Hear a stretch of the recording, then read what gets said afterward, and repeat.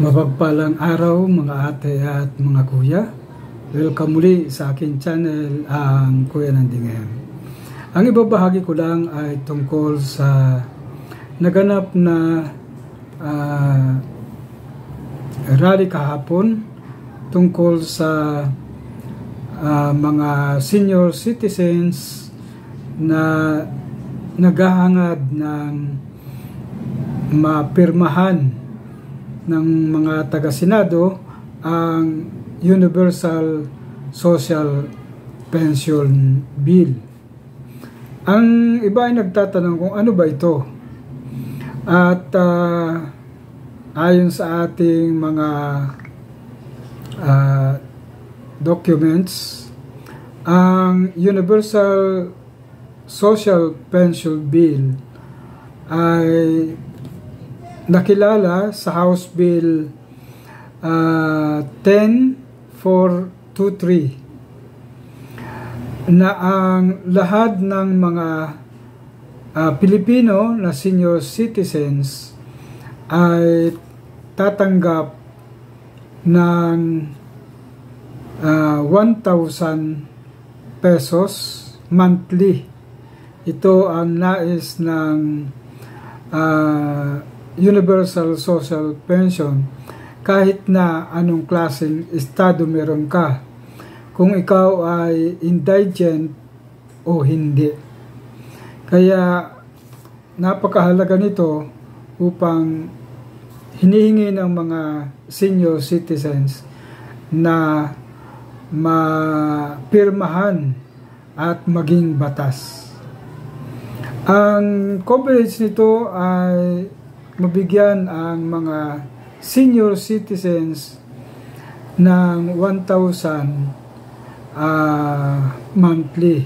Ito yung ninanais ng Universal Pension, na marami ng mga taong naghihirap, maraming lalo na ang mga senior citizens na umaasa na lang din sa mga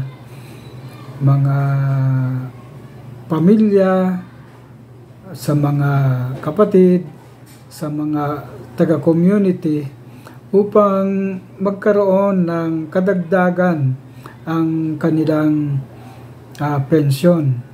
Ang iba nga ay pinangungutang na lang ang ibinibigay na mga 500, at kung wala nang pambayad na lang ito kung matatanggap niya sa tuwing ika-3 buwan o ika-6 na buwan.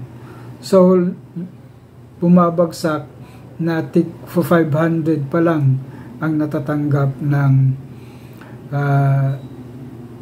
mga pensioner na mga indigents. Kaya nagsumikap kami bilang mga seniors para sa bayan na makipag-ugnayan sa iba't ibang party list upang magkaroon ng boses para sa Senado. Ang nais nito ay